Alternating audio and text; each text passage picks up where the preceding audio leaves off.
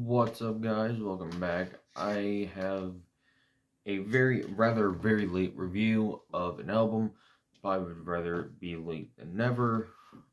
This is a 2025 release of a band I saw the second time I saw GWAR this year, which was actually with my lifelong best friend, basically, and it was actually his idea that we go. And this time they were headlining, and I absolutely fucking love GWAR. But this isn't about them. This is about the opener that I saw, which was kind of both of our introduction to this band. Savage Master with Dark and Dangerous. I almost said Dark and Dungeons, which would have been fucking hilarious. Maybe.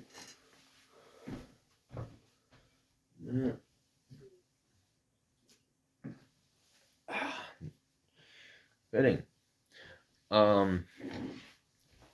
We saw them, and I actually enjoyed their set. I almost bought a shirt just because, one, fucking great performance, but I didn't because I kind of spent a lot, having bought like 2, maybe 3 shirts.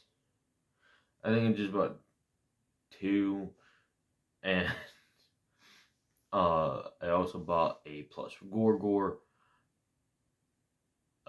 CD from the other openers, a shirt from Helmet, and this CD from this rather amazing band. Now, it had me wondering what they were going to be like, because when they came on stage, I just saw 3 to 4 dudes just wearing what looked like old school executioner masks, and they looked ready to basically go into BDSM at any given moment. And then they had a fucking gothic looking chick on the front here. So I didn't know what to expect, and only a while later would I realize that the reason the name Savage Master sounded familiar was because of a little record label called Shadow Kingdom Records. Some of you might be familiar with them.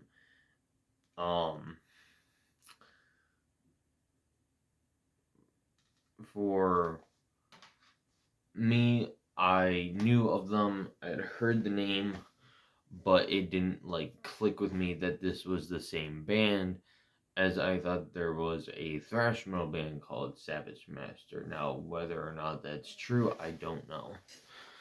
But I remember kind of listening and thinking, wow, okay, I like it. It's very like Priest-like.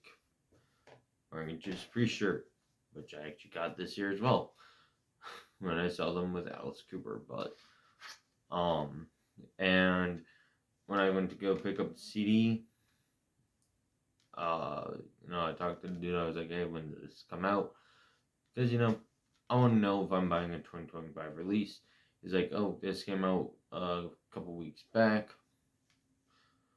and this was back. I want to say probably September ish. It was before October, I know that, but it was definitely around that time that we saw him in Pontiac at the Crowfoot Ballroom, which is a venue we are familiar with. It's also where we got to see Dragon Force with Firewind and a couple other bands back when we were in high school and he was in power metal. Anyway, getting back to the review. This band worships Judas Priest riffs. They worship the catchy melodies. I'm gonna get this out of the way. I actually really like the vocals. I think she has an amazing range. She put on a hell. She definitely had an even better range live. So, of course, I'm gonna be a bit biased and say this isn't as good as the live show, but this still holds up. Um, I don't usually listen to traditional heavy metal. If I do, I will listen to a couple bands here and there, or maybe an album or two, and then go on to fucking, I don't know, Cattle Decapitation or whatever scratches my balls itch that day. I'm joking, YouTube. Don't take this video down.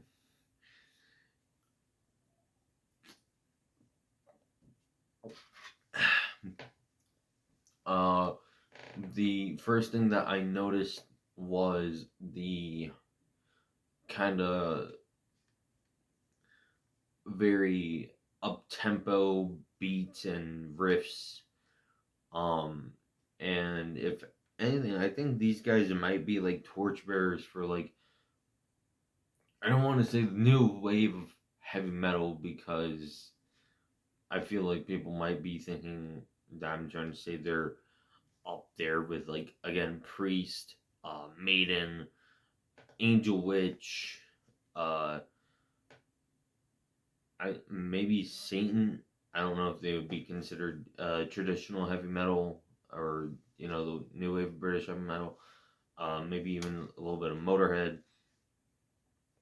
But again, like I said, this band worships Judas Priest. I mean, even the hype sticker when I bought this, it said Savage Master pretty much worships Judas Priest or something to that extent. um,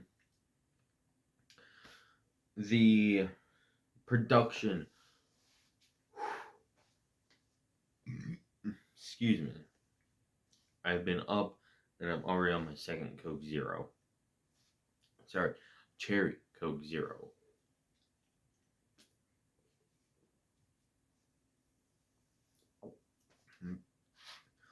Um, the production fits it perfectly. Um, they know when to kind of mellow out, but they also know when to kind of crescendo and decrescendo. And most of the songs on here aren't longer than 2 to 3 minutes, except for the last track, which is probably my only complaint, but we'll get to that in a minute. Each song could easily have come out of the 80s. I kid you not, I thought I was listening to an album straight out of the 80s. I will say like I said, it kind of had a gothic tinge to them, and I wish it kind of shone through more in the riffs because they have that aesthetic, especially if you've seen them live. I mean, the lady literally came out of a fucking coffin, and I don't know what's more metal and gothic than that. And again, I mean, look at how she's fucking dressed. And look at the dude in the back. I mean, tell me you wouldn't think that would fit, like, I think it's Tribunal. Um, I'd have to, I believe that's what they're called. But that art and style kind of works. I actually really like that there's a lot of purple on here, but Stacy Savage, her vocals, man, she really knows how to sing. That is one of the many factors that really drew me towards their live performance. And part of the reason I'm actually even reviewing this now is I just finally sat down and listened to this after months of owning it, and not because I was Not that I didn't want to listen. There were times that I would try, but it just wasn't scratching the itch. And also, it just wasn't the live performance that I saw. Um, I never really listened to Savage Master before, but I remember my buddy and I were just kind of like nodding our heads, head banging, and just having a grand old fucking time. Uh, when it starts off with Three Red Candles, I mean, you know you're in for something good. Uh, you got Devil's Child, which uh, I might have been doing something because I did have a little bit of stuff that I was doing.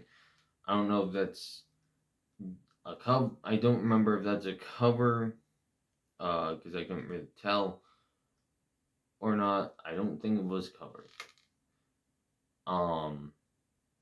But it definitely sounds like a fucking Judas Priest song. Which I believe is also called Devil's Child. But I'd have to listen to the original and compare the two.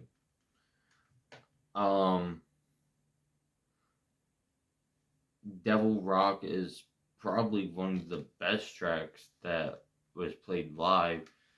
I mean, she had the crowd going during that song. And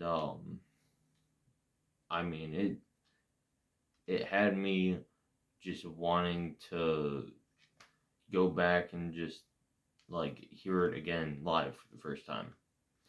To get the negative out of the way, like I said earlier, they had one last track, which it says on the back that there are 10 tracks. There were 11. There's no mention of a bonus track, and that was the longest song on the album, being the only one over 3 minutes or even 5 minutes. It was a little over 6 minutes, and while that wouldn't bug me as much if I'd known that it was there, I still would have loved. I was kind of like, man, the 10th track is kind of going on and on and on. As I was cleaning some earbuds of mine, I look over and I'm like, oh, well, no fucking wonder it's going on so long. It's not the 10th track, it's the 11th. I'm like, wait, there's an 11th track? But to be fair, it's a nice surprise at the end. It's kind of like, hey, you got an extra track for little to no reason.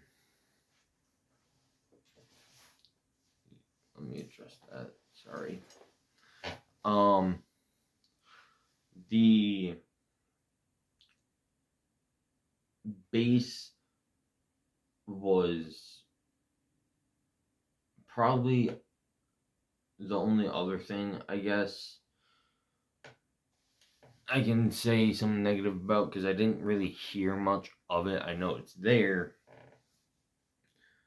but because I can't play my music uber loud because my folks are asleep, I kind of have to say I want the bass to be heard even if my volume isn't fucking max volume. That's something I wish more bands would do. Savage Master is easily probably going to. I mean, I know it's December and we're getting close to the end of the year, and I probably shouldn't be saying it's going to be an album of the year, but this made me actually want to go ahead and listen to it while I'm at work, along with the new Night album, which would actually make a lot of sense. Both of them are very much in that traditional heavy metal, speed metal sort of style.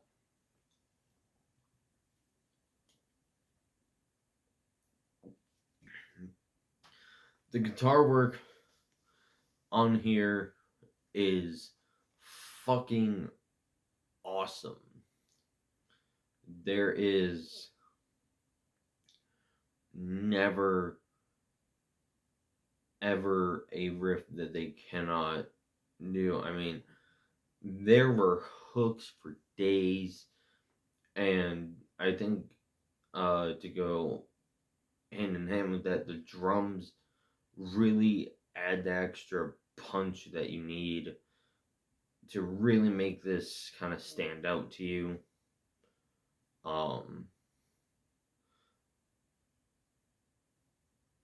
There was a fucking great energy throughout the album. It didn't make me feel bored or tired. It actually made me feel energized. Like, hey, you gotta get shit done, dude. Let me give you a little bit of motivation.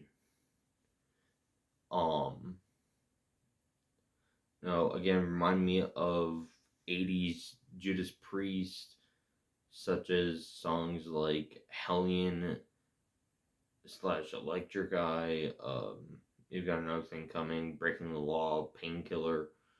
I will say there wasn't like a lot of empty space. There was a lot of space that really felt like it was just there. Getting filled perfectly. And what I mean by that is, the space was being filled with some extra hooky riffs or catchy melodies. And they really know how to let each part shine. Especially, again, I'm going to be saying live a lot in this fucking video. This fucking album just knows how to really get you grooving and get you motivated with little to no effort needed to be put into listening. I mean, I felt like I could listen to this over and over again, and I probably will after this review is done. And all that being said, even the negatives, I mean, the bass was obviously there. It could have just been me not noticing. But I gotta give this a fucking like 8.5 out of 10 graves. I mean, this fucking album just rips and will definitely be making it onto some end of the year lists, I feel. There are probably a good couple albums that I still need to get before I can make that list. I know I gotta get the new Paradise Lost. That album's a pretty good one. I'm waiting for a new one from, I'm sorry if I'm mispronouncing your name, Tribunal. They had The Weight of Remembrance. And that was a great one, and I was supposed to get it yesterday, but Amazon basically said, fuck you, you need to put in an approval on the day that's meant to be delivered. Now I gotta wait till fucking Saturday. Don't know what that's about. The new Frail, a few others, New Testament, that one's definitely up there.